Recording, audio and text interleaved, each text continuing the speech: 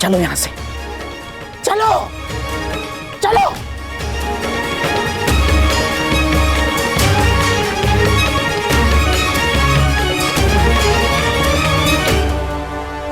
धनुष ना टूटता तो मेरा बाण छूट जाता, मेरे भ्राता धृतराष्ट्र को पुत्र हानि होती। मैं आज भी यही कामना करता हूं कि यदि ये युद्ध हो तो मेरे भ्राता धृतराष्ट्र के पुत्र और मेरे ज्येष्ठ भ्राता पांडु के पुत्र सुरक्षित रहे।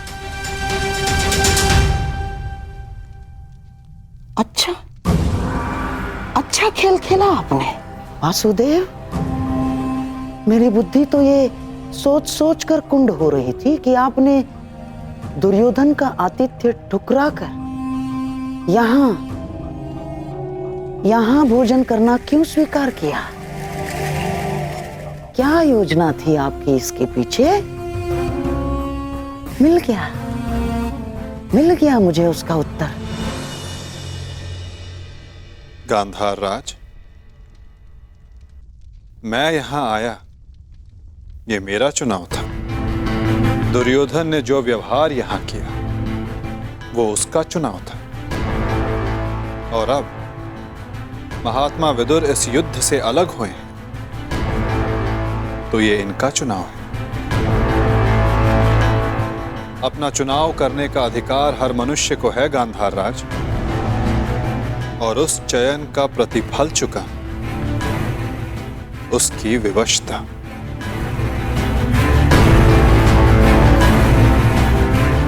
प्रणिपात।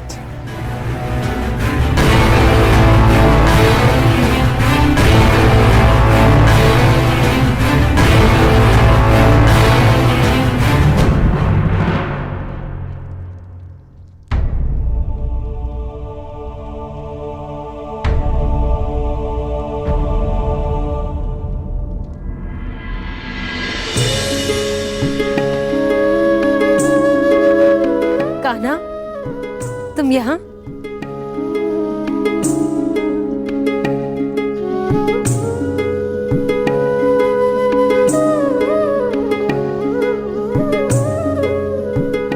सोचा कि अपनी बुआ को बता दूं कि भूखे पेट शयन करने से बुरे स्वप्न आते हैं।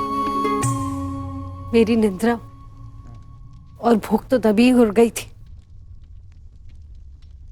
जब युद्ध की घोषणा हुई थी। कृष्ण,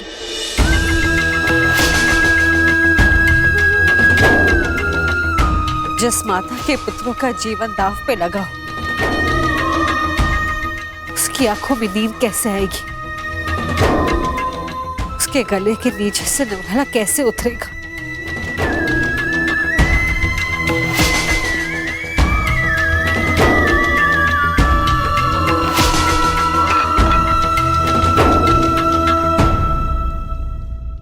बुआ बैठो। मैं तो यहां इसलिए आया था कि अपनी बुआ के साथ भोजन का आनंद उठा सकूं, परंतु मेरी बुआ इतनी व्याकुल, इतनी निराश है। यदि आपको मुझ पर विश्वास है कि मैं आपके पुत्रों की रक्षा करने में सक्षम हूं, तो क्या आप फिर भी भोजन नहीं करेंगी?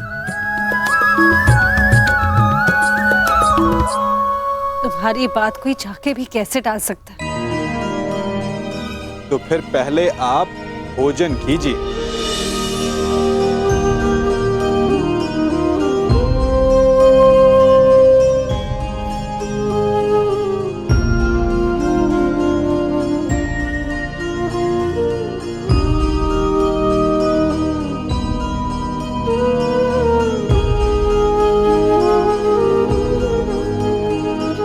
यदि मेरे पुत्र यहाँ थे तो वो भी मुझे ऐसे ही भोजन करवाते।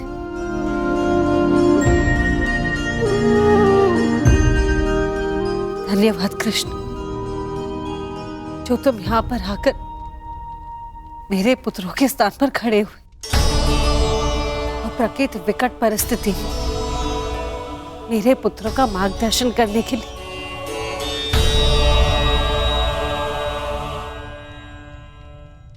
इसमें कोई संदेह नहीं बुआ कि परिस्थिति बहुत विकट है, परंतु जो इस बात को समझ सकता है उसे इस परिस्थिति को टालने की, इस युद्ध को रोकने के लिए प्रयत्न करना चाहिए। मैं भी कर रहा हूं, आप भी कीजिए।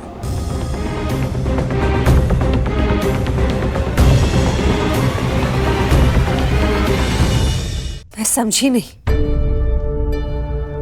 मैं क्या कर सकती हूँ?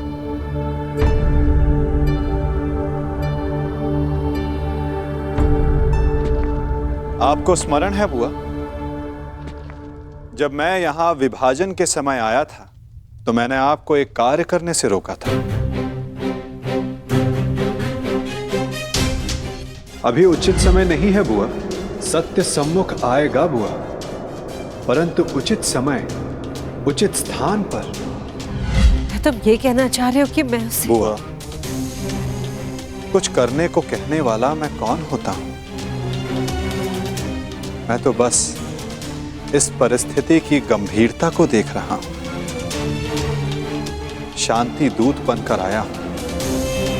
प्रयास करूंगा कि इस युद्ध को रोक सकूं, परंतु प्रतीत ये होता है कि इस युद्ध को टाला नहीं जा सकता।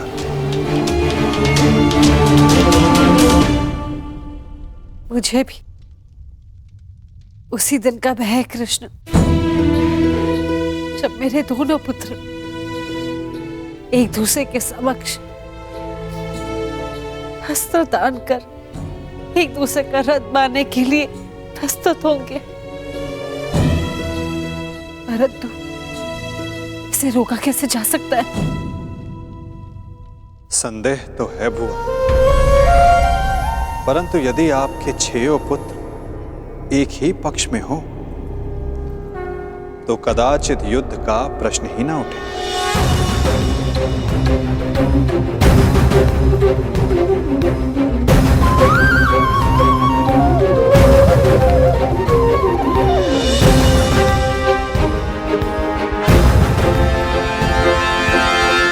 मैं वो करने जा रहा हूं जो मेरा कर्तव्य है।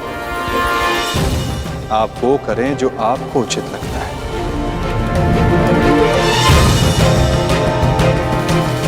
आज्ञा दें। प्रणिपात।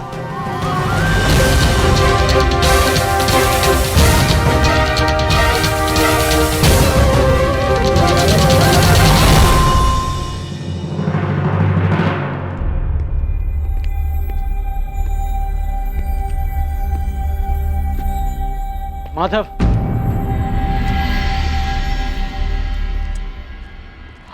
मित्र,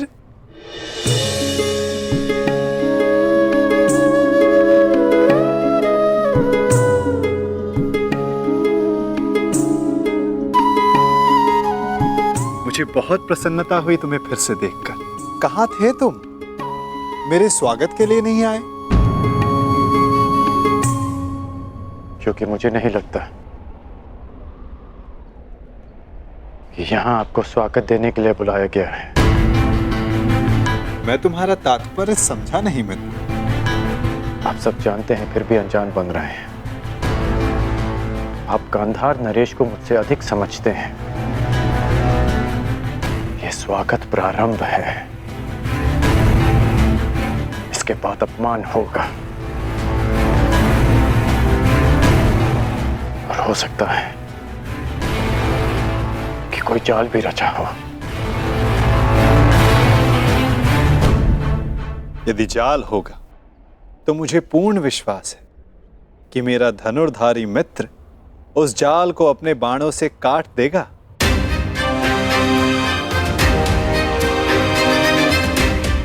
यदि मैं ऐसा नहीं कर पाया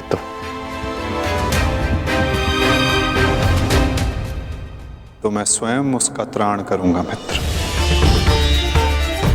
हाँ, अब हम सबसे भिन्न हैं, अधिक सक्षम हैं, अधिक शक्तिशाली हैं। किंतु आप भी तो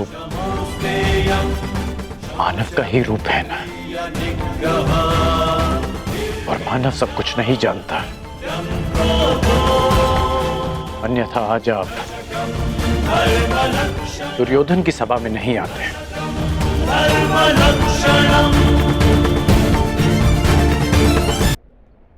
तुमने सत्य कहा मित्र।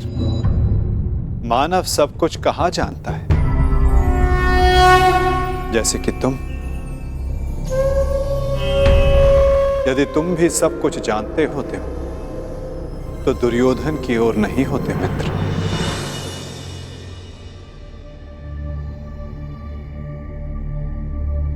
वासुदेव, बात को समझने का प्रयास कीजिए। मैं भावी संकट की बात कर रहा हूं।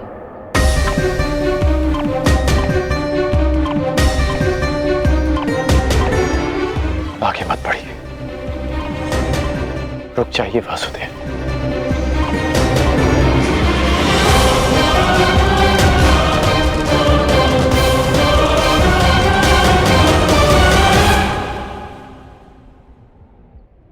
मित्र, तुम चिंता ना करो। यदि मैं हर उस स्थान पर रुक जाता जहां संकट संभव था, तो मेरे जन्म लेने के पश्चात मैं बंदी गृह में नहीं रुक जाता मित्र। मामा कंस के बुलाने पर मथुरा नहीं जाता। मामाओं से निपटने का मेरा बड़ा अनुभव रहा है मित्र। मैं जानता हूं कि भीतर क्या होने वाला।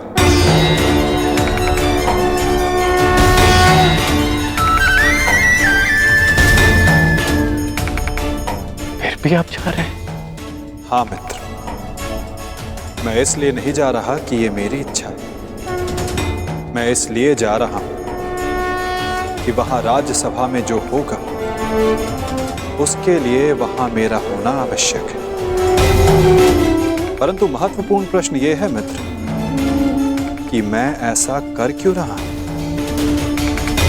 इस सभा के पश्चात मुझसे मिलना, कदाचित मैं भी तुमसे यही प्रश्न कर बैठूं। मैं यहां केवल हस्तिनापुर की सभा को संबोधित करने नहीं आया। मैं यहां तुमसे भी मिलने आया हूं मित्र।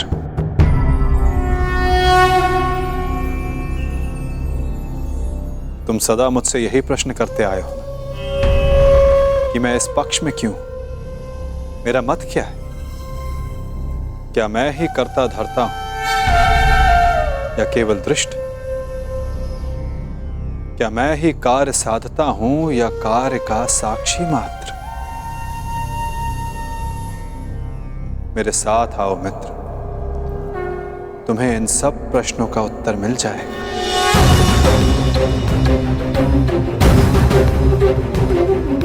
मैं इस सृष्टि का साक्षी, आज तुम मेरे साक्षी बनो मित्र।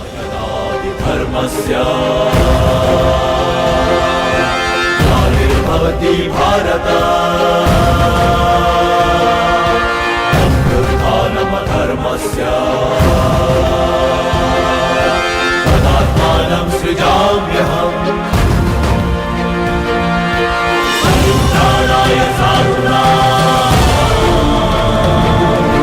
विनाशाय च दुष्कृताम्।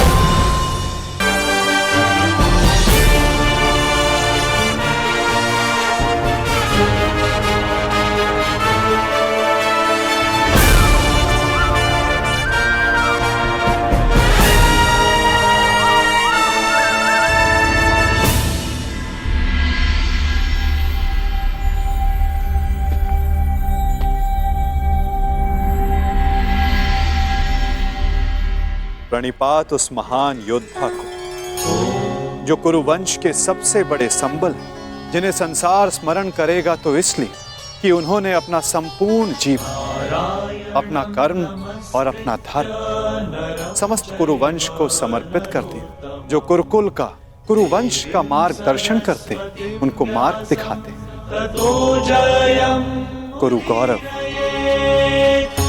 महामहिम भीष्म को प्रणिपात।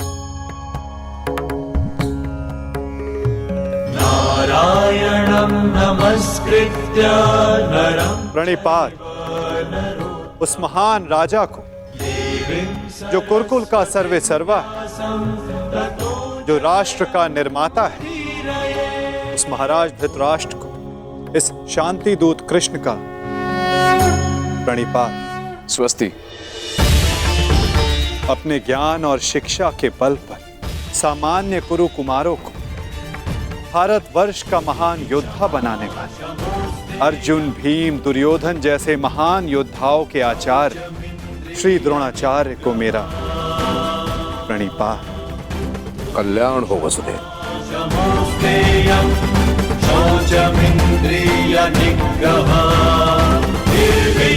प्रणिपात उस महान हस्ती को जो अपने लक्ष्य संधान में प्रवीण है, जिन्होंने अपनी बहन के पुत्रों के लिए अपना राज्य त्याग किया, जो अपनी तीव्र बुद्धि और नीति से कुरु कुमारों का मार्गदर्शन करते हैं, उस गांधार नरेश को प्रणिपात।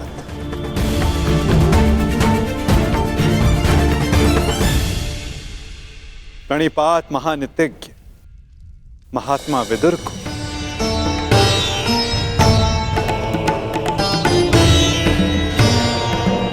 प्रणिपात उन समस्त जनों को जो सभा में उपस्थित हैं, जो शांति के समर्थक हैं। प्रणिपात का अर्थ है अपना शीश झुकाना। हम सब अपनी संतानों को उन सब के समक्ष शीश झुकाना सिखाते हैं जिन्होंने अपने जीवन में महान कार्य किए, परंतु मैं आप सबके समक्ष प्रणिपात इसलिए नहीं कर रहा कि आप सब ने महान कार्य किए। मैं प्रणिपात इसलिए कर रहा हूं कि आप सब अब भी एक महान कार्य को संपन्न करने के लिए सक्षम हैं। वो महान कार्य जो कि एक महायुद्ध है, एक महाविनाश है, उससे मुक्ति पा, जिसके पश्चात एक महान शांति की स्थापना होगी, धर्म का उदय होगा। मुझे विश्वास है कि आप सभी कल आने वाले महाभारत के महाविनाश को देख सकते हैं, और यदि आप सब चाहें तो आर्यव्रत को इस विनाश से बचा भी सकते हैं। मुझे अधिक प्रसन्नता होगी कि आप सबके सहयोग से भारतवर्ष में होने वाले इस महाभारत से सबको बचा सकूं और मेरे यहाँ उपस्थित होने का लक्ष्य पूर्ण कर सकूं। मुझे पूर्ण विश्वास है कि आप सब में से कोई भी ये युद्ध नहीं चाहेगा।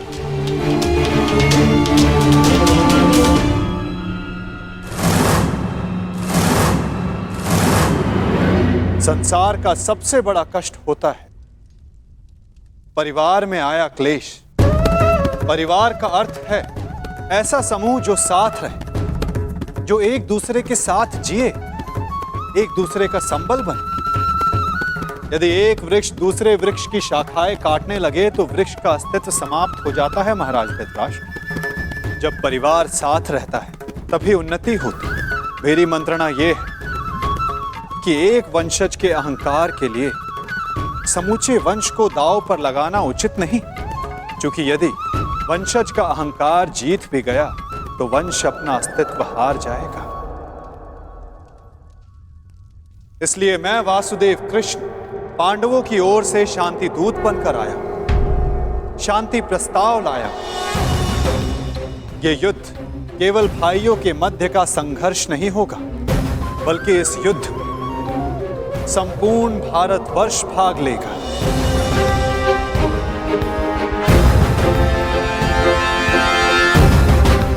इसलिए विनाश भी सैकड़ों, सहस्त्रों और लाखों नहीं, करोड़ों में होगा।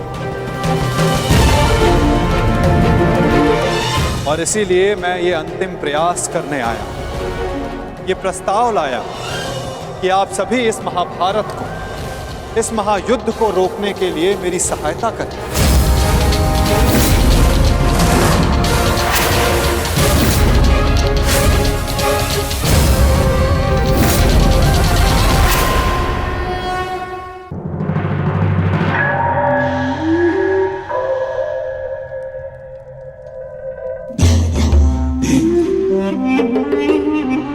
साधु साधु वासुदेव, आप तो सचमुच धन्य हैं। मुझे स्मरण नहीं होता कि कितना समय हो गया ऐसे शांतिपूर्ण वचन सुने हुए। मुझे तो ऐसा प्रतीत होता है वासुदेव कि आपके मुख से शब्द नहीं, फूल झड़ रहे हैं, फूल। मैं अभिभूत हो गया वासुदेव। और सच कहूं वासुदेव, मैं भी आपसे सहमत हूं।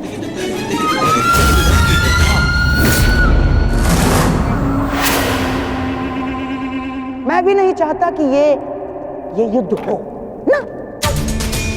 अमाश्री, ये क्या कह रहे हैं आप? हाँ दुर्योधन, वासुदेव बिल्कुल उचित कह रहे हैं। हमें इस युद्ध को रोकने का पूरा प्रयास करना चाहिए, समझ गए?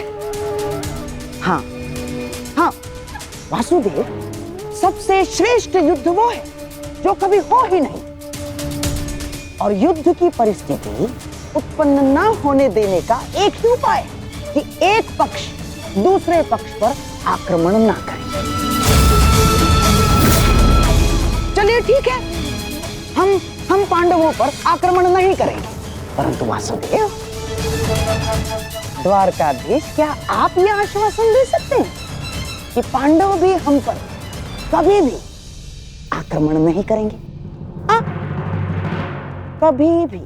गांधार नरेश, आप आक्रमण के संदर्भ में बात कर रही हैं और मैं यहां युद्ध की आवश्यकता को ही समाप्त करने के विषय में बोल रहा हूं। अच्छा ऐसा है। यदि ऐसा है वासुदेव, तो हम आपका प्रस्ताव सुनना चाहेंगे।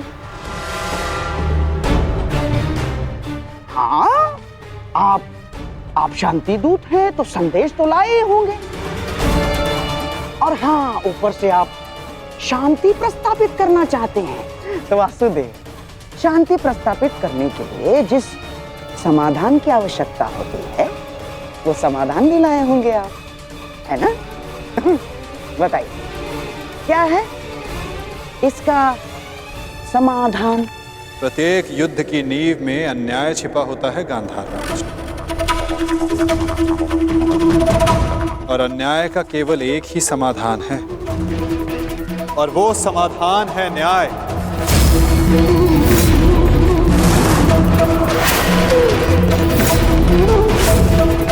वो न्याय जिस पर केवल पांडवों का अधिकार है, उनसे किए गए वचनों को ना निभाने का न्याय, उनसे किए गए वचनों को ना पूर्ण करने का न्याय।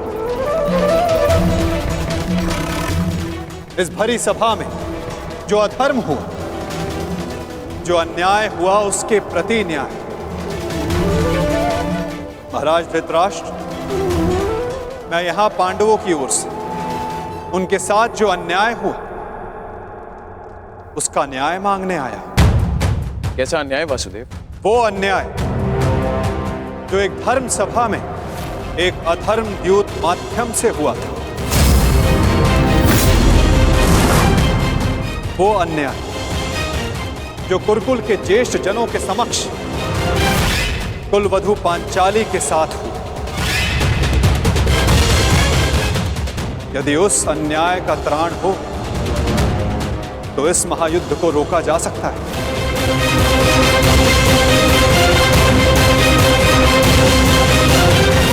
कुरुकुल श्रेष्ठ महाराज धृतराष्ट्र, महामहिम भीष्म, मैं पांडवों की ओर से उस अन्याय के लिए न्याय मांगने आया हूं। स्मरण रहे महाराज, यदि आपने पांडवों को न्याय नहीं दिया, या तो उसे वो पुण्य से अर्जित कर लेंगे, या फिर उसे छीन लेंगे।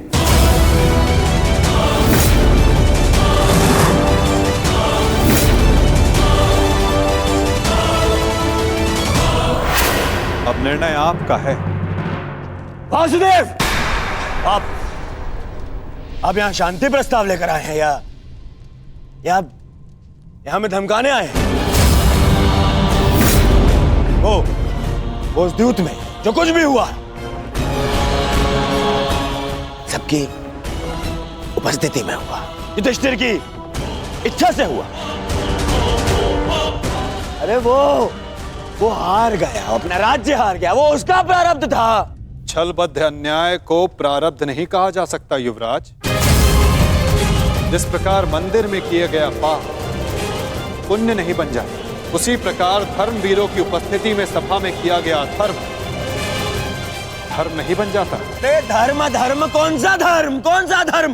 कोई धर्म नहीं हुआ। नारी नारायणी होती है युवराज, और भरी सभा में एक नारी का, एक कुल वधू का वस्त्र हरण अधर्म नहीं?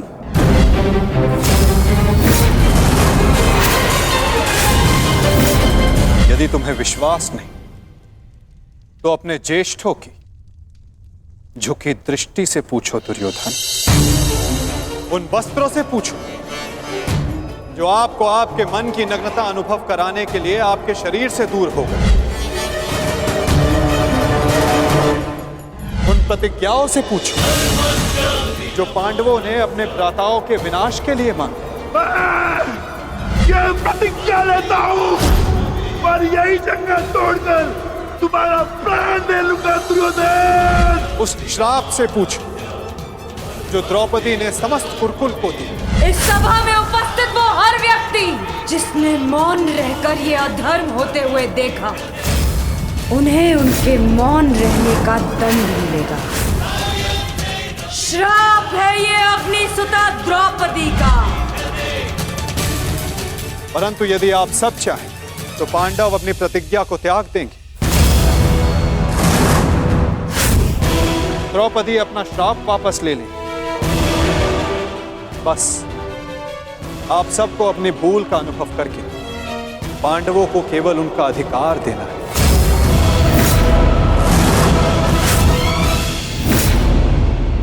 कैसा न्याय है वासुदेव? संधि और शांति वार्ता में बराबर की बात होती है। एक ओर से बंधन और शर्तें नहीं लादी जाती। न्याय की मांग ना बंधन है ना शर्त है महाराज, केवल एक निवेदन है। यदि ऐसा है तो मेरा निर्णय यह है कि दुर्योधन, मौन रहो। निर्णय लेना महाराज के हाथ में है, तुम्हारे नहीं। तुम शांत रहो।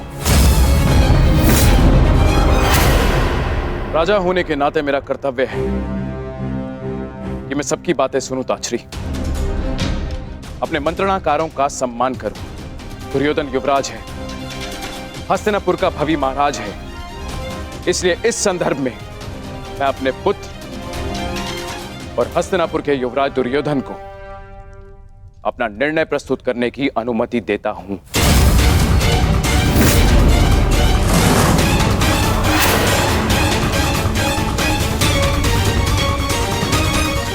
धन्यवाद पिताश्री। हाँ तो सुनिए वासुदेव, ऐसा है कि उस द्यूत में पांडव स्वयं अपना अधिकार हार बैठे थे। अब ना तो वो किसी भी राज्य का उनको अधिकार है और ना ही राजा होने का।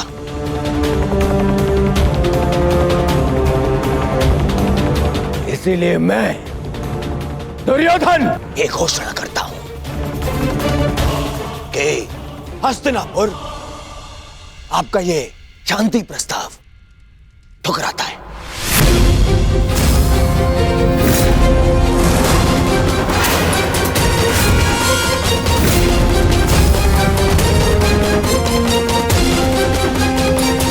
दुर्योधन, क्या तुम्हें इस बात का अनुमान भी है कि शांति प्रस्ताव ठुकराने का अर्थ है युद्ध को निमंत्रण? अपने निर्णय पर पुनः विचार कर लो। बात बात पर विचार करना बंद कीजिए पितामह। बात बात पर विचार कायर करते हैं।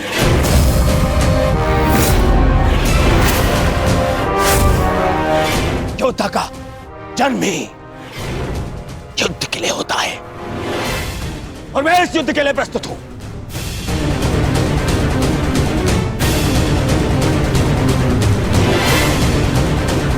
मेरी दृष्टि में उन पांडवों को कुछ भी देने का प्रश्न ही नहीं उठता। बस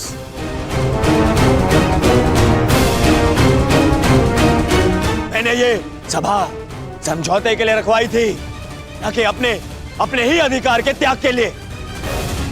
ये मेरा अंतिम निर्णय है। मैं उन पांडवों को इंद्रप्रस्थ नहीं दूंगा तो नहीं दूंगा।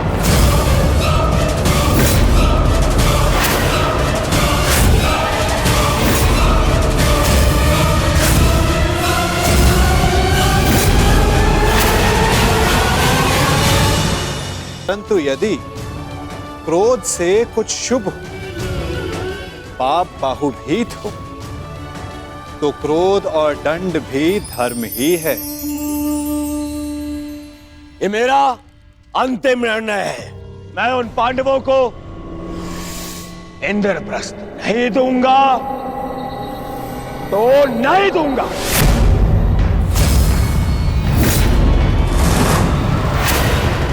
उचित है दुर्योधन, तुम इंद्रप्रस्थ रख सकते हो। उसकी सेना भी रख लो, अस्त्र शस्त्र रख लो, लाखों गाय अश्व, उसकी प्रजा भी रख लो, कोटि कोटि धन संपत्ति, जो कुछ भी पांडवों ने अपने परिश्रम से अर्जित किया था वो सब रख लो दुर्योधन। परंतु इस अन्याय के प्रतिकार स्वरूप केवल एक कार्य कर दो। प्रतीक के रूप पांचों पांडवों को 5 गांव दे दो।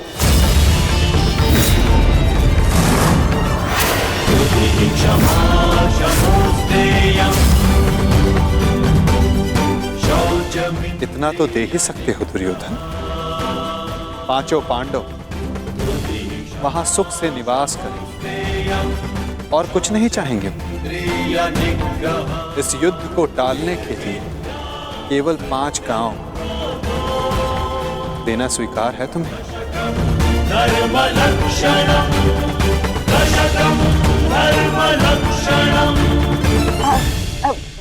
वासुदेव वासुदेव वासुदेव, यदि दुर्योधन 5 गांव दे देता है तो क्या आप वचन देंगे कि पांडव इंद्रप्रस्थ की चाह में आक्रमण की चेष्टा नहीं करेंगे? हाँ गांधार नरेश, मैं वचन देता हूं कि इस स्थिति में पांडवों की ओर से कोई आक्रमण नहीं होगा। वो हर परिस्थिति में संतुष्ट रहेंगे। हाँ कह दो दुर्योधन, इससे अच्छा प्रस्ताव कोई नहीं होगा। महाराज, मैं आपसे विनती करता हूं कि यही अवसर है, अंतिम अवसर। आप इस प्रस्ताव को स्वीकार करके इसको यहीं रोक दीजिए। ताक्षी का कहना उचित है पुत्र, हाँ कर दो, इसी में सबका हित है। मित्र, मैंने सदा इस युद्ध का पक्ष लिया है। मैंने सदा अर्जुन से अपना अधूरा द्वंद्व पूर्ण करना चाहा।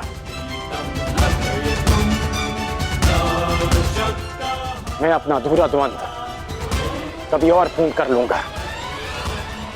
इस समय पूरे भारतवर्ष को महाविनाश से बचाने की आवश्यकता है। हाँ कह दो मित्र।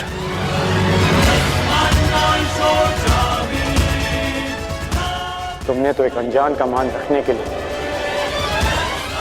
उसे अंगराज बना दिया,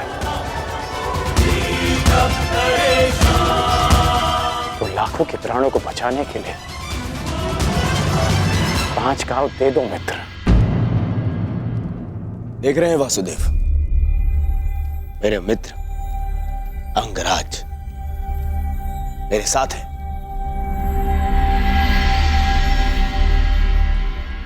और आपको तो अच्छे से ज्ञात है कि कर्ण को अंगराज मैंने बनाया।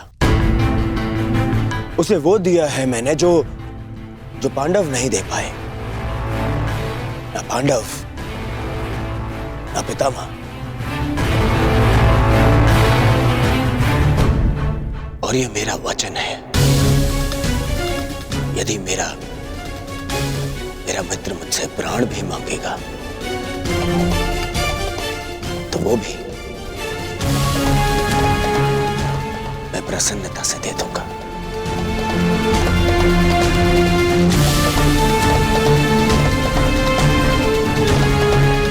परंतु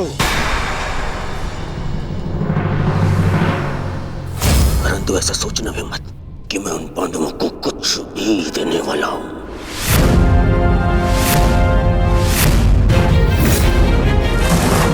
पता है, बचपन से मुझे यही आभास कराया गया है कि मेरा किसी भी वस्तु में कोई अधिकार नहीं, ना अपने पिता के राज्य पर, ना सिंहासन पर। जो भी मिले या तो दे दो या उन पांडवों के साथ में बांट लो। और तुम अधिकार की बात करते हो वासुदेव, तो बताओ मुझे, मेरा अधिकार उन पांडवों ने मुझे कब दिया? कब? गुरु का प्रेम, महामहिम का वात्सल्य किसी को मिला तो वो उन पांडवों को, मुझे नहीं। मेरे पिता के राजा होने पर, युवराज पद पर किसी का अधिकार था तो वो मेरा था, परंतु मुझे नहीं मिला।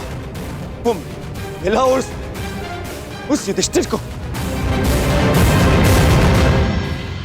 दुर्योधन की बात तर्कसम्मत है वासुदेव। युवराज राजा का पुत्र ही बनता है और यही नीति है। आप तो कभी वास्तविक राजा थे ही नहीं महाराज। आप तो आज भी हस्तिनापुर के केवल कार्यकारी नरेश। आपका राज्य अभिषेक भी नहीं हुआ। और रही बात नीति की, तो कुल वधू का वस्त्र हरण, उसका अपमान कहां की नीति है? पांडवों का पक्ष लेना बंद करो ग्वाले। मैंने उस द्रौपदी को धर्म पूर्वक द्यूत में जीतकर उसे अपनी दासी बनाया। उसका वस्त्र हरण करना मेरा अधिकार था, क्योंकि जो दासी अपने स्वामी की आज्ञा का पालन ना करे वो दंड की अधिकारिणी होती है।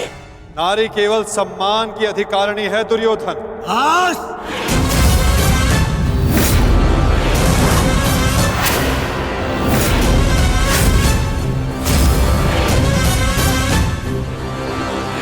दूत बनकर आए हो, अपना संदेश दे चुके हो। अब मेरा निर्णय सुनो। मैं उन पांडवों को 5 गांव तो क्या, एक सुई की नोक बराबर धरा भी नहीं दूंगा।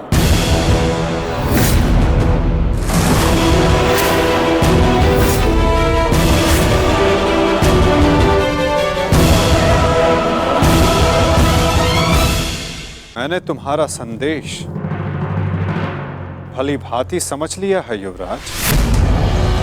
अब वही होगा जो तुम चाहते हो दुर्योधन। अब महाविनाश होगा, महायुद्ध होगा, महाभारत होगा।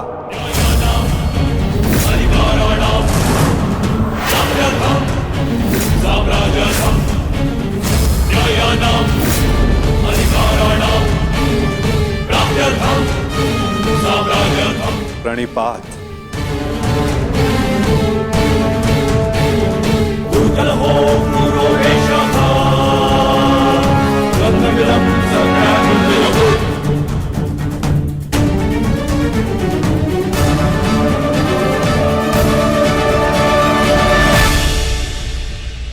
रुकिए केशव। मित्र, एक बार और विचार कर लो। अरे मित्र, राजा बलि की कथा स्मरण है तुम्हें? वो मायावी वामन मुझसे 3 पग मांगने आया था। 3 पग भूमि, और उस 3 पग में उस वामन ने न केवल तीनों लोक नाप लिए, बल्कि उस बलि का नाश भी कर दिया।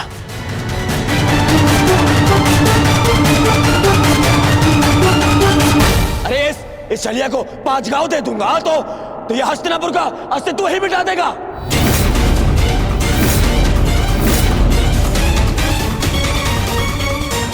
अखंडी कृष्ण, तुम्हारी मीठी मीठी बातों का प्रभाव इन पर पड़ सकता है,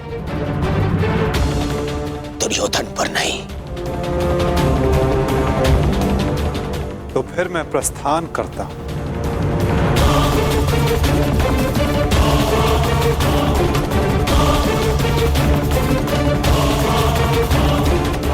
रुको दूत।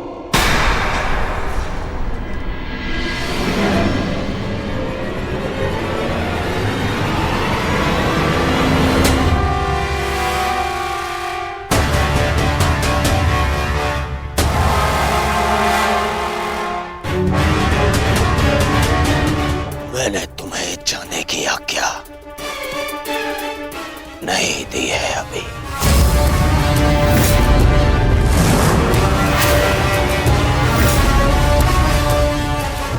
सब तुम्हारी माया से भयभीत हैं कृष्ण।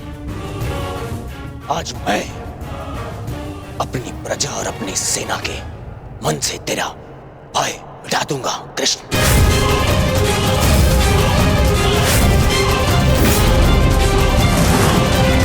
तुम हस्तिनापुर से बाहर नहीं जाओगे।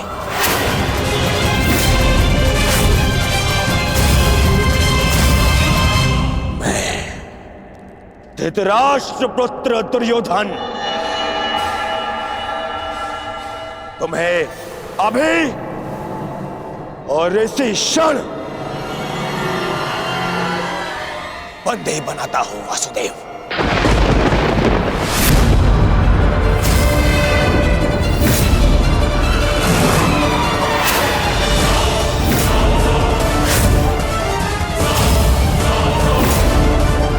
सैनिकों, बंदी बनाओ इस छलिए को।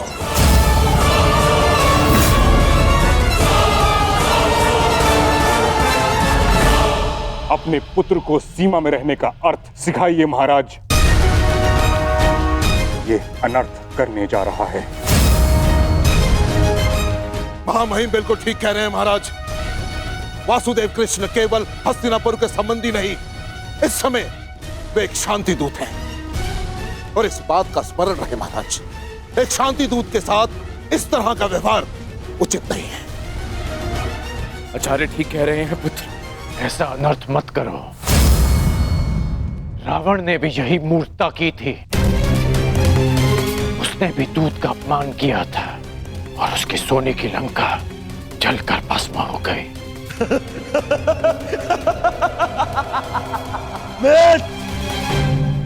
रावण मूर्ख था जो सामान्य रस्सी से हनुमान को बांधने चला था, परंतु मैंने इस विशेष दूत के लिए विशेष धातु की श्रृंखला बनवाई है।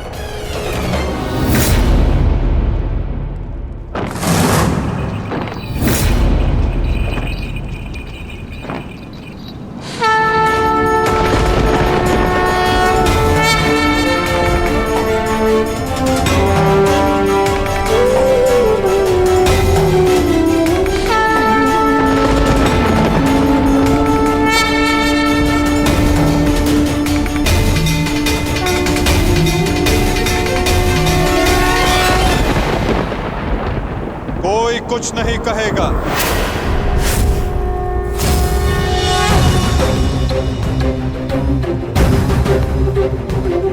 मेरा आप सबसे निवेदन है कि मेरे और दुर्योधन के मध्य में ना आए और साक्षी बने इस क्षण के।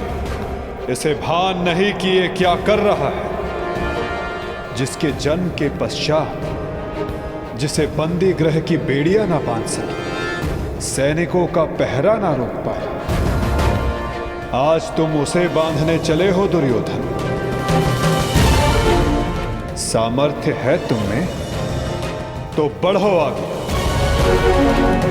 हो सके तो साधो मुझे दुर्योधन, अपने इन श्रृंखलाओं में बांधने का प्रयास करो।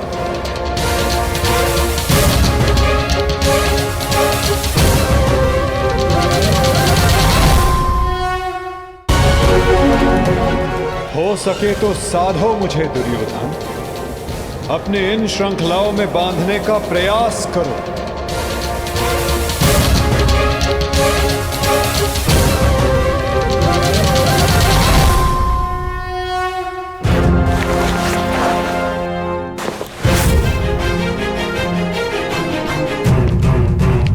उठो उस तेरे को।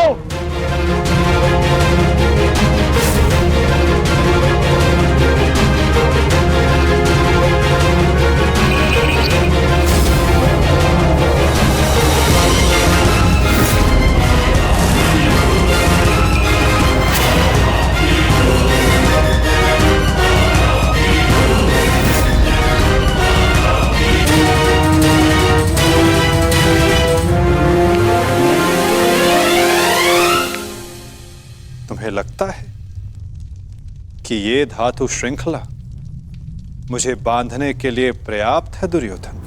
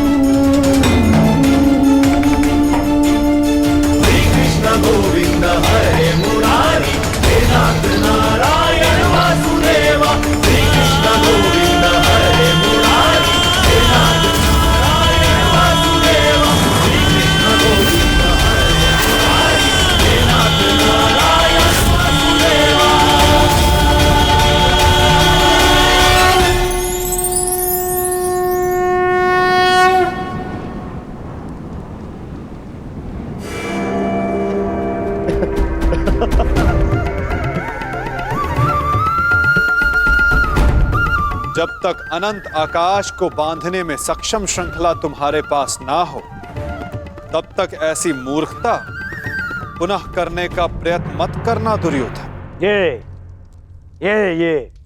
छल, ये माया, यही है ना तुम्हारे अस्त्र छलिए। परंतु मुझे तुमसे या तुम्हारे इस माया से डर नहीं लगता। हर लूंगा मैं तुम्हारे और उन पांडवों के प्राण।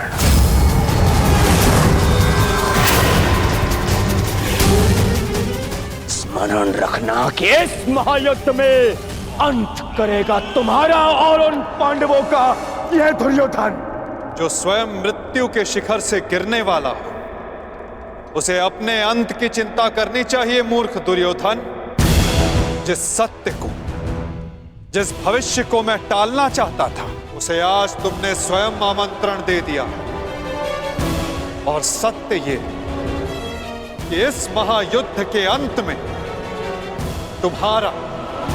तुम्हारे पापों और तुम्हारे पाप में भागीदार रहे प्रत्येक का अंत होगा। ये युद्ध अंत होगा।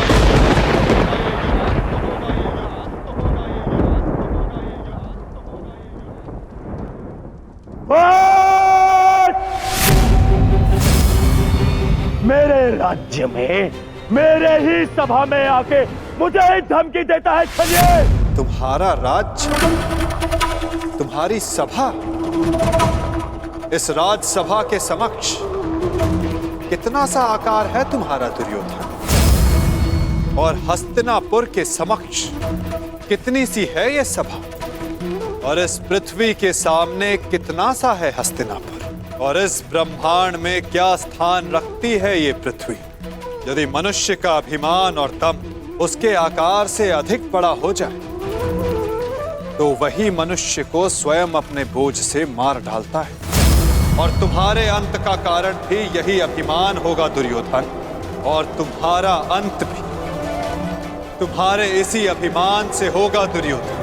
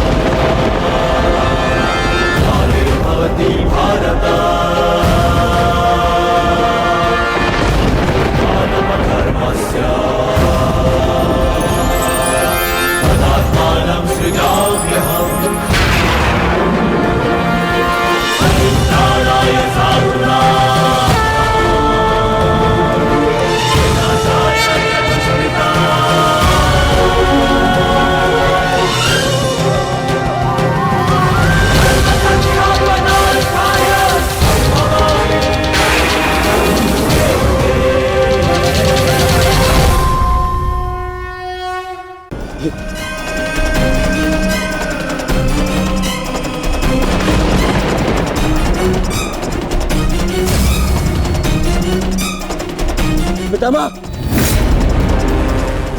मेरे होने वाले मामा श्री, क्या हो रहा है? मैं कहाँ हूँ? मित्र, मित्र का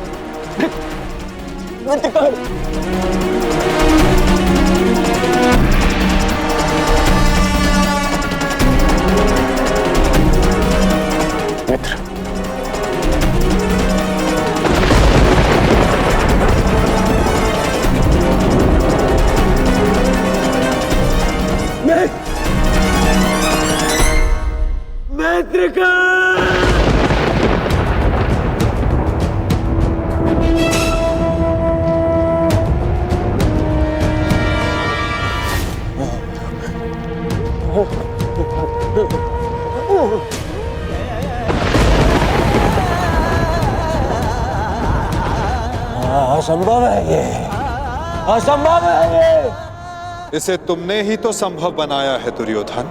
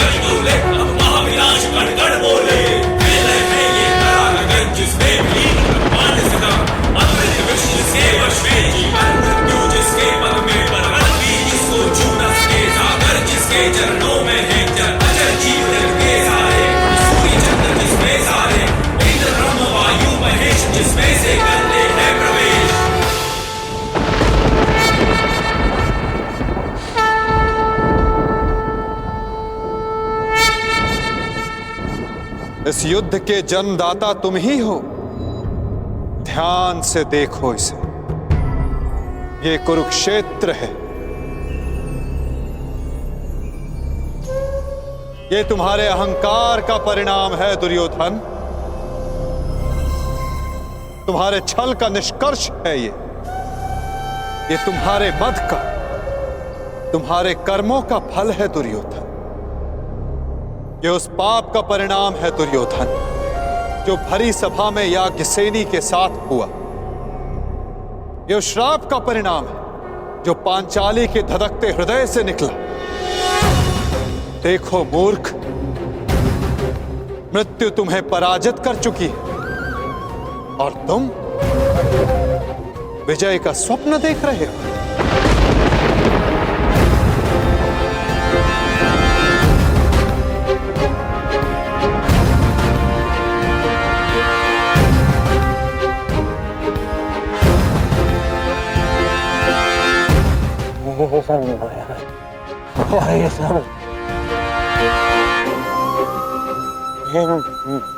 माया है।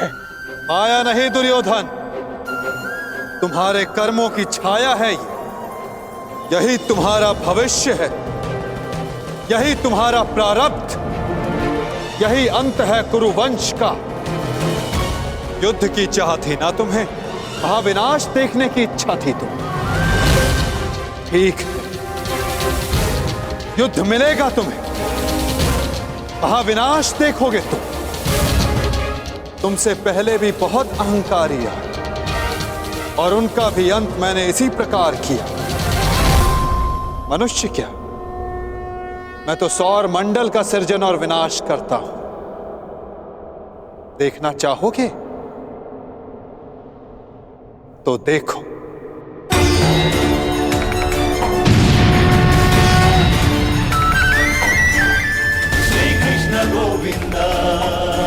उधर देखो दुर्योधन।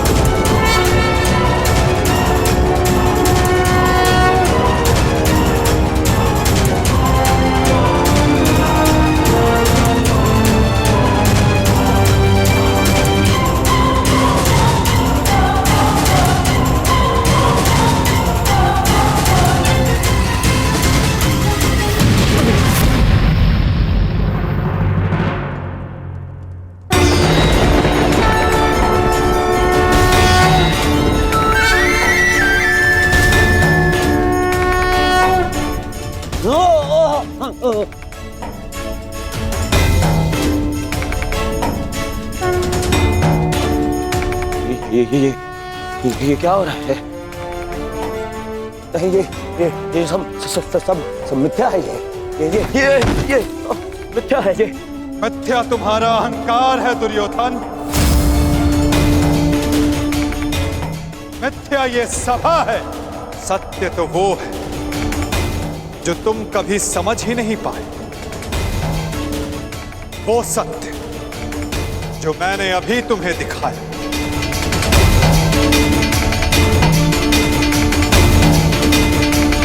सत्य केवल मैं हूं दुर्योधन, शेष सब मिथ्या। ये सब माया है।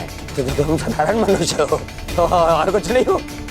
आश्चर्य है, परंतु इसमें तुम्हारा क्या दोष?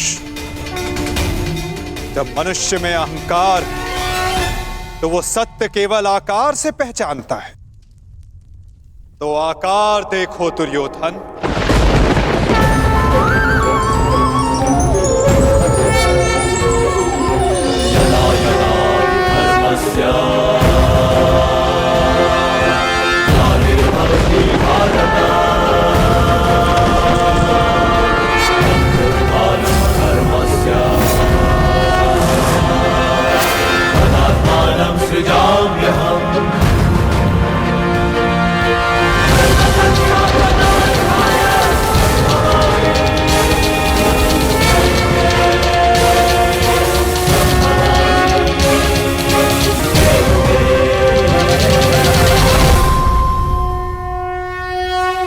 मैंने शांति दी दुर्योधन और तुमने स्वीकार नहीं की। मैंने मैत्री दी, परंतु अपने अहंकार के आगे तुम्हें मैत्री का मूल्य समझ नहीं आया।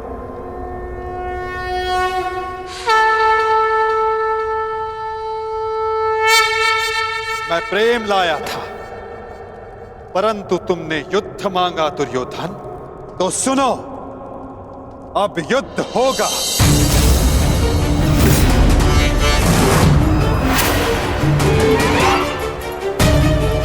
मैं जीवन का संदेश लाया था, तुमने मृत्यु का विकल्प चुना, तो मैं मृत्यु दूंगा।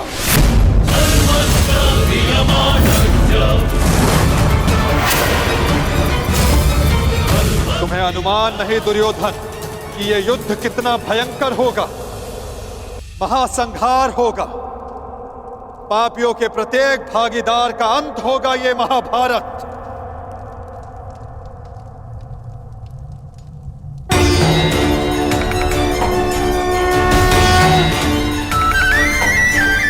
श्री कृष्ण गोविंद हरे मुरारी, हे नाथ नारायण वासुदेवा।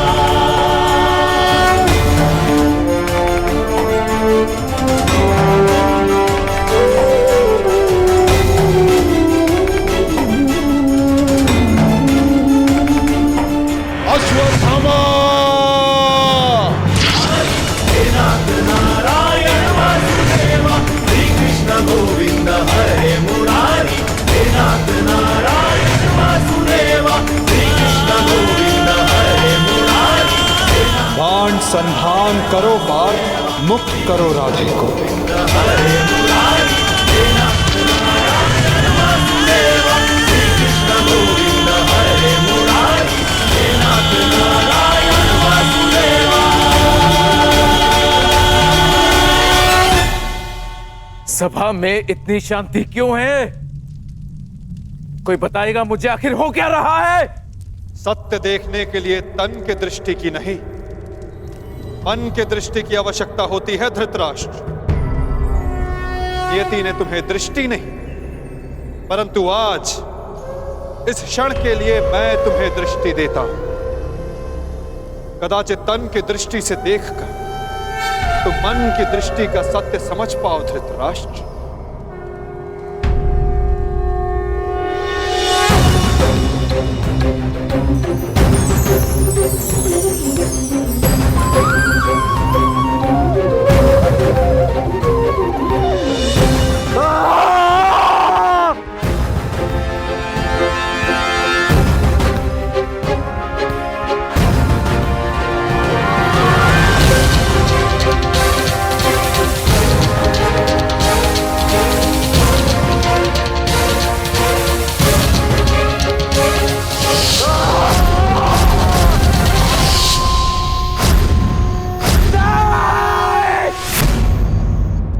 नहीं चाहिए ये दृष्टि मुझे, वापस ले लो।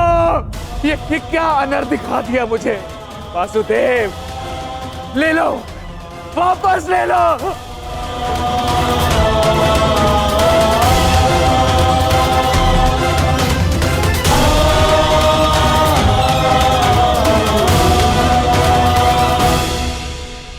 जो सबने देखा वही अंत है और वही नया प्रारंभ। परंतु ये आप सबको स्मरण तब होगा जब ये वास्तविक में आप सबके साथ घटित होगा।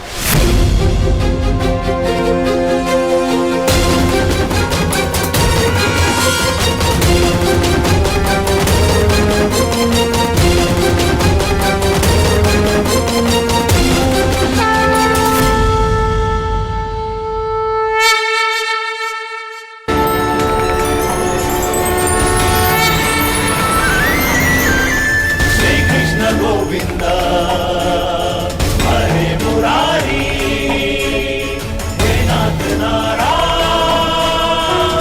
वासुदेवा। श्री कृष्ण गोविंद हरे मुरारी, हे नाथ नारायण वासुदेवा। मैं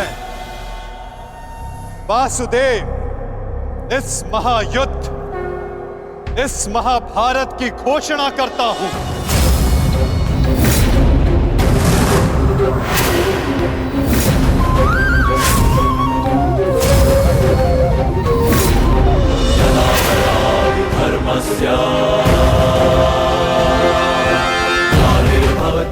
स्मरण रखना दुर्योधन, तुम्हारे इस अभिमान के साथ साथ तुम भी इस धरा पर ऐसे गिरोगे कि कभी उठ नहीं पाओगे। इस महाहिंसा, इस महाविनाश के उत्तरदायित्व का बोझ तुम अपने साथ दूसरे लोक लेकर जाओगे दुर्योधन।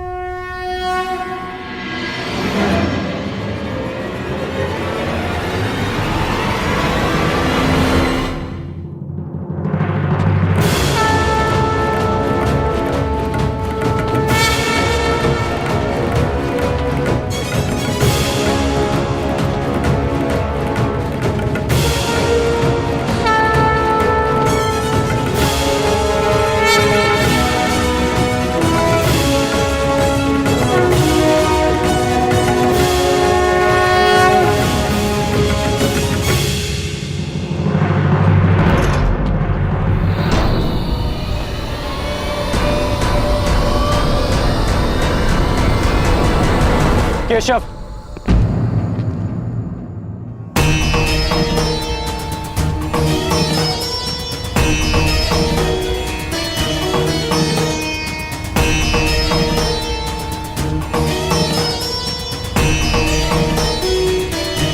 मुझे सदा से भान था कि आप साधारण मनुष्य नहीं हैं।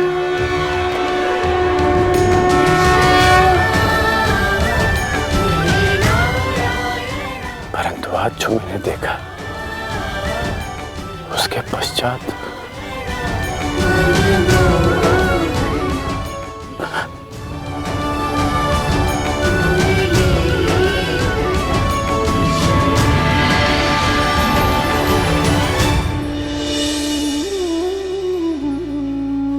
मेरे साथ आओ मित्र। ये स्थान अब वार्ता करने के लिए उचित नहीं रहा। यहां शब्दों का कोई मोल नहीं। यहां शब्द केवल सुने जाते, समझे नहीं जाते। आओ मेरे साथ।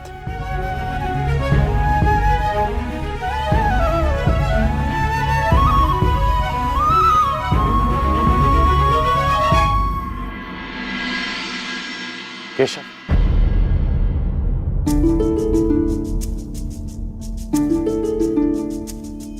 शांति न्याय एक बार आप मेरे सारथी बने थे, आज ये गौरव मुझे दीजिए केशव। बुद्धि कर्म प्रीति में तुम्हें सारथी के रूप में पाकर गौरवान्वित तो मैं हो जाऊंगा मित्र। कृष्णा कहो या कर्ण कहो, है दोनों एक समान। ठीक है। कृष्णा कहो या कर्ण कहो, है दोनों एक समान।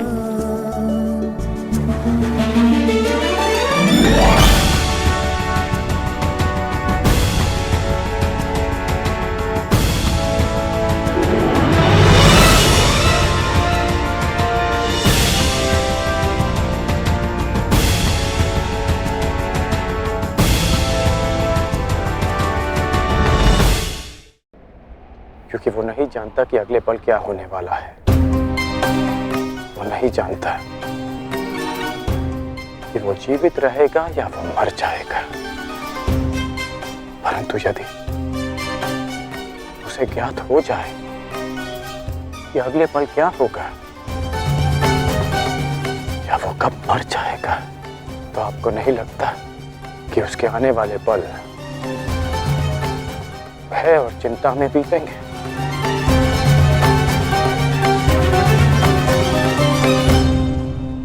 ये सोच पर निर्भर करता है अंगराज। यदि मनुष्य को अपना अंत ज्ञात हो तो हर वो क्षण जिसे हम व्यर्थ करते हैं, उन क्षणों को जिया भी जा सकता है। इस नदी को देख रहे हो, इस बहती नदी को पता है कि अंततः इसे सागर में जाकर मिल जाना अधिक ज्ञान पीड़ादायी नहीं होता मित्र।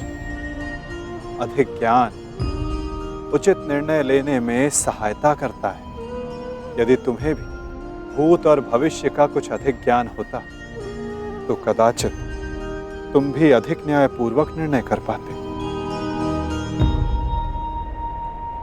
आपका मंतव्य यही है ना कि पांडव उचित हैं और दुर्योधन अनुचित?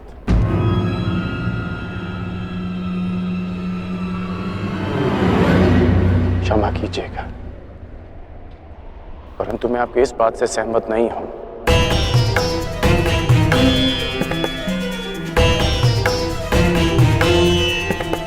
मुझे लगता है केशव कि दोनों अपने अपने स्थान पर दोषी हैं।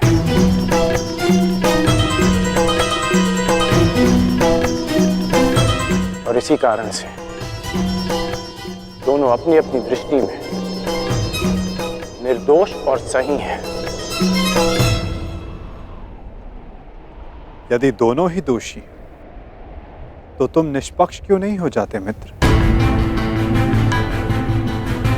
क्योंकि मुझे लगता है कि दुर्योधन युधिष्ठिर से कहीं अधिक सक्षम शासक सिद्ध होगा। इतने अधर्म करने के पश्चात भी? हाँ, क्योंकि वो युधिष्ठिर की भांति धर्मराज होने का ढोंग नहीं करता। आप ही बताइए केशव कि जिसने स्वयं की पत्नी को दांव पर लगा दिया हो, जिसने द्यूत के कुचक्र से निकलकर स्वयं को द्यूत में फिर से फंसा लिया हो, वो कैसा धर्मराज?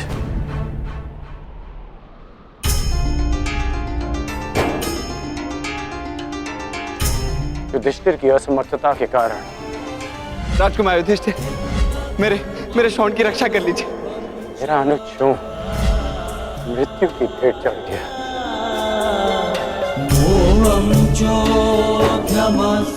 जब मुझे सूतपुत्र कहकर रंगभूमि की स्पर्धा में भाग लेने के लिए अयोग्य घोषित कर दिया गया था, राजकुमार के साथ द्वंद्व की अनुमति एक सूतपुत्र को नहीं दी जा सकती।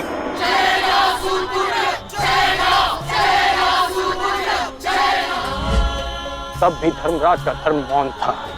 ऐसे में दुर्योधन ने मेरा हाथ थामा, जिसे आप अधर्मी कहते हैं। आज मैं अंगराज हूं, परिवर्तन के लिए खड़ा हूं, वो केवल दुर्योधन के कारण। केशव, मैंने कहा था ना, यदि तुम्हें तनिक अधिक ज्ञान होता तो तुम उचित निर्णय ले पाते मित्र।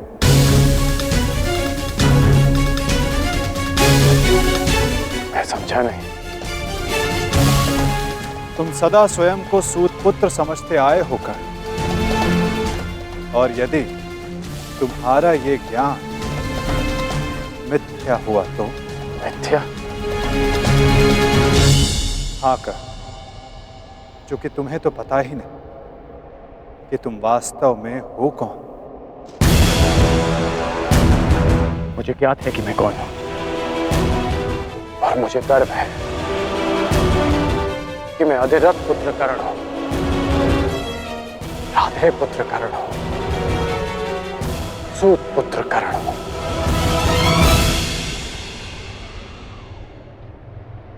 तुम राधे नहीं हो अंगराज, तुम अधिरथ पुत्र नहीं, तुम सूत पुत्र नहीं।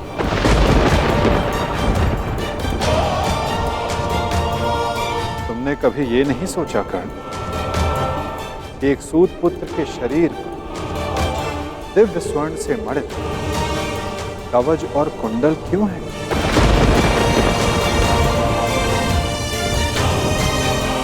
तुम्हारे मन में यह प्रश्न कभी नहीं उठा कि एक साधारण से सारथी के पुत्र के पास ये कवच और कुंडल क्यों?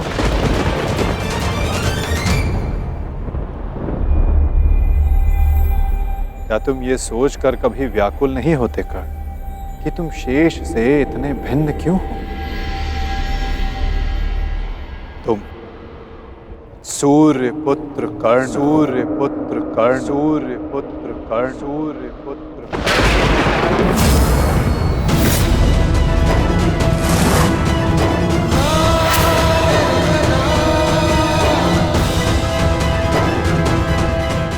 स्वयं सूर्य नारायण के अंश हो तुम कर्ण।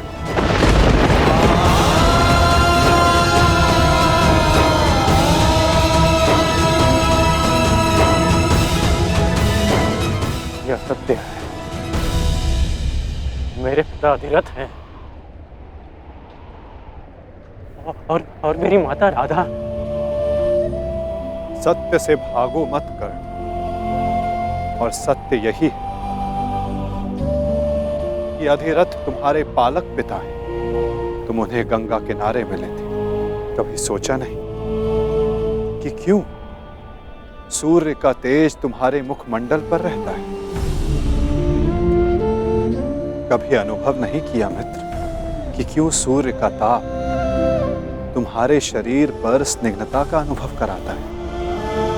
तब भी समझ नहीं आया तुम्हें जब दिग्विजय करते समय पांचाल युद्ध में क्यों शत्रु पक्ष पर सूर्य देव का ताप बरस रहा था? क्योंकि तुम अधिरथ पुत्र नहीं, तुम सूर्य देव का आशीर्वाद हो कर्ण।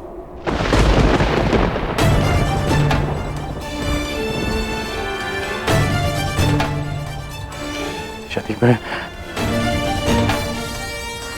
पिताश्री को गंगा किनारे मिला था तो मेरी माता को कर्ण, अपनी माता से बहुत पहले से भेंट करते आ रहे हो तुम कर्ण। क्योंकि रक्त सदा रक्त का सम्मान करता है। कभी सोचा है कि वो कौन है जिनके समक्ष आते ही तुम्हारी दृष्टि उनके पांव की ओर चली जाती है? वो कौन है जिनसे हर युद्ध से पूर्व उनका आशीष लेने का तुम्हारा मन करता है? कौन है कर्ण जो सदा तुम्हें अपने पुत्रों के समान प्रेम करती है? वो कौन है जिनकी आंखें तुम्हें देखते ही भर आती हैं? अर्जुन से द्वंद्व होने के पश्चात भी तुमने कभी पांडवों का अहित नहीं चाहा, कभी उनकी रक्षा की, कभी उन्हें चेतावनी दी। क्यों कर्ण? इसलिए नहीं कि तुम न्याय चाहते, अपितु इसलिए कि तुम्हारी धमनियों में बहता हुआ रक्त तुम्हें पुकार रहा था। हाँ कर्ण, तुम राधे नहीं कुंती पुत्र हो, पांडवों के ज्येष्ठ। हाँ कर्ण, बुआ कुंती ही तुम्हारी माता है और तुम उनके ज्येष्ठ पुत्र।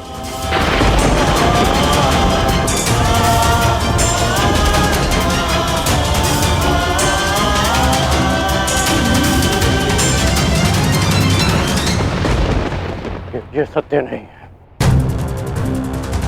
कह दीजिए केशव कि यह सत्य है। आप चाहते हैं ना कि मैं पांडवों के पक्ष में हो जाऊं, अपने मित्र का साथ छोड़ दूं, इसलिए आप मेरे साथ छल कर रहे हैं। हाँ, आप छल कर रहे हैं मेरे साथ।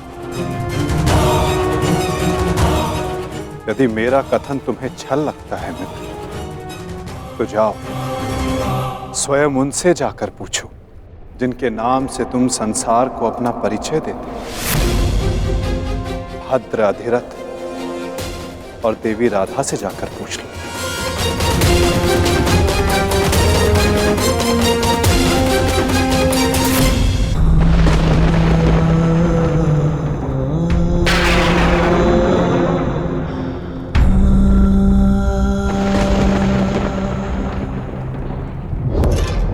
आ गए? उचित समय पर पहुंच गए। आओ भीतर आओ।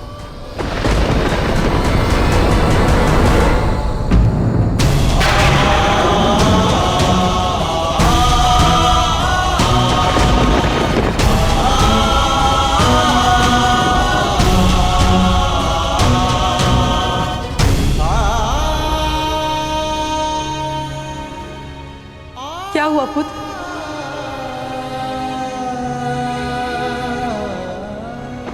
तुम राधे नहीं हो अंगराज, तुम सूर्य पुत्र कर्ण हो।